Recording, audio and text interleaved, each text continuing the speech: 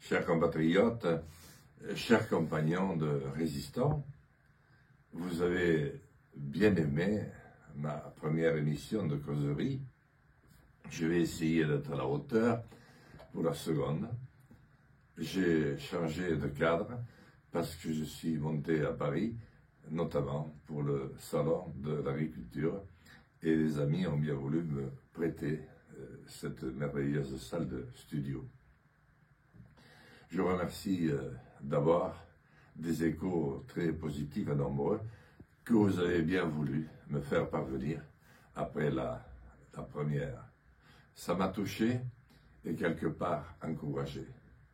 Je voudrais dire aussi aux jeunes avec Jean Lassalle, combien je suis fier du travail qu'ils ont fait en créant cette nouvelle chaîne YouTube qui va me permettre de causer de temps en temps.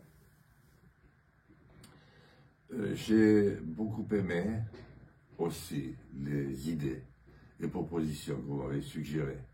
Je regrette profondément de ne pas pouvoir répondre à chacune et chacun d'entre vous. Ça me fait mal au cœur, je n'ai pas les moyens, je n'ai pas le secrétariat et Résistant n'est pas en mesure encore de faire ce genre de travail. Merci beaucoup en tout cas, mais en tout cas nous vous lisons et nous faisons en sorte que nous ne passions rien sous silence. Je suis monté à Paris et je vais y revenir dans un instant pour participer au Salon de l'Agriculture.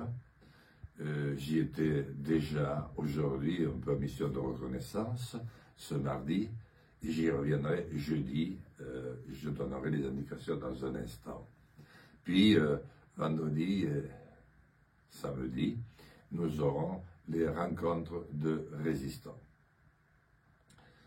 Un mot peut-être de vision un peu plus globale de la situation. Bon, vous avez vu que la réforme des retraites n'a pas été bien loin à l'Assemblée nationale. Je ne vais pas ajouter à la cohorte des complaintes tout ce qui a pu être dit. Ce n'était pas certainement l'un des plus grands moments de la vie politique ni parlementaire de notre pays, mais cela pouvait-il être dans un contexte pareil?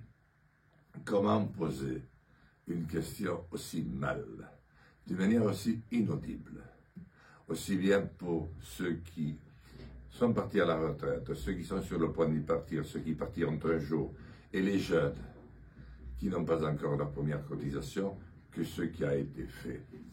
Je crois qu'il aurait fallu commencer déjà par remettre en situation la France, comme les autres pays, en situation de travail pour produire, pour se nourrir, s'alimenter, s'habiller, pour être fier de soi, pour échanger avec les autres, remettre le travail à la mode et au cœur même de nos vies. C'est un immense travail qui reste à faire. Et rien n'a été fait là-dessus depuis une trentaine d'années, où nous avons laissé la valeur travail se scléroser avant de disparaître quasiment de partout des esprits. Et pourtant, vous êtes tellement attachés au travail. Et je suis frappé de voir les jeunes. J'ai la chance d'en avoir 4 à la maison, qui ont entre 20 et 30 ans, et de voir les aspirations qu'ils ont pour la jeunesse. Ils sont fils de députés, bien sûr, et filles d'institutrices, mais tous veulent travailler. Mais quel genre de travail? De quoi parle-t-on aujourd'hui quand on parle de travail? Je crois que c'est tout cela qu'il aurait fallu recommencer par définir. Comment notre pays pouvait à nouveau devenir un grand pays? Quel horizon lui proposer, avec quelle capacité d'indépendance pour mener à bien, avec des moyens nouveaux à rassembler, notamment autour de la nouvelle énergie, l'énergie nouvelle, qui à mes yeux sera certainement une énergie solaire, mais directe, comme cela avait été fait dans le four de Fort-Romeu, il y a déjà pratiquement 70 ans, ou alors l'énergie nouvelle des marées, dans un pays restructuré et réorganisé par un État nouveau qui soit un symbole et un outil. À partir de ce moment-là, les débats reprendraient. Les partis qui se disloquent sous nos yeux, vous le voyez bien, sous nos yeux, reprendraient une raison de vivre et d'espérer. Et les jeunes auraient envie d'en créer à nouveau pour que ce que la France aime le plus peut-être, la politique, puisse à nouveau s'installer et organiser le débat pour que le peuple choisisse ceux qui dirigeront son destin pendant des périodes avant que d'autres ne le fassent à leur tour. Je voudrais dire que c'est de tout cela dont nous allons traiter ce vendredi et ce samedi qui viennent à la Maison de l'Industrie fondée par Bonaparte, du temps où il était consul, qui a toujours fonctionné. Elle se trouve place Saint-Germain, voilà, place Saint-Germain, à Saint-Germain-des-Prés. C'est très facile à trouver, vous demandez la Maison de l'Industrie. Ce sera ouvert le jeudi, ce sera ouvert le vendredi et le samedi, de 9h à 18h. Bien sûr, nous déjeunerons et le soir, nous dînerons ensemble parce que la convivialité sont des concepts autour desquels doit renaître l'esprit de l'échange et de la politique. Ce sera d'abord une occasion à nouveau de nous retrouver. Nous ne nous retrouvons pas. Personne ne se retrouve. Et personne n'a le temps d'écouter personne. Et pourtant, tant et tant de nos compatriotes ont tellement à dire. Alors, je vous demande, nous commencerons par cela, nous retrouver, comme nous le faisons chaque fois, par échanger et par écouter les voix de toutes nos régions, par la parole des délégués et de ceux qui auront fait le déplacement.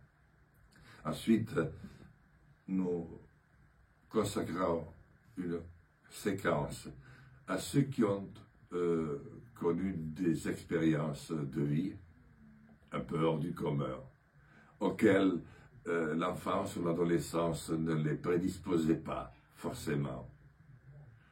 Nous donnerons la parole à ceux qui réussissent encore des initiatives magnifiques.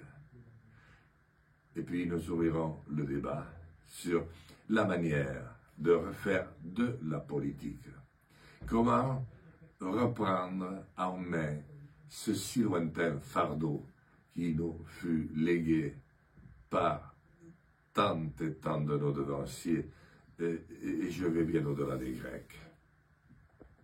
Cette manière de représenter le peuple et ainsi de lui donner la parole, de l'écouter, de réunir tout cela dans un projet ensemble, de se faire choisir pour le mener à bien. Comment se fait-on élire? Et pourquoi certains n'y arriveraient jamais, alors que d'autres y seraient tout le temps, quoi qu'ils fassent, uniquement parce qu'ils sont du côté de cette finance spéculative mondialisée et féroce qui nous détruit et qui détruit nos vies, jour après jour. Nous ferons le point de notre organisation naissante.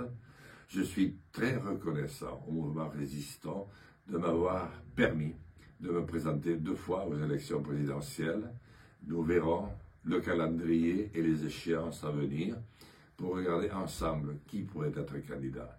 Moi, je souhaite que dès ce vendredi, ce samedi, on puisse voir des jeunes gens dire « Moi, j'aimerais bien conduire les affaires dans ma commune.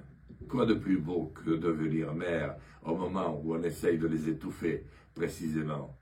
Certains voudront peut-être que nous mettions sur pied une liste pour les élections européennes. C'est beaucoup plus cher et c'est beaucoup plus difficile. Nous verrons comment nous pouvons participer à tous les rendez-vous démocratiques de notre pays.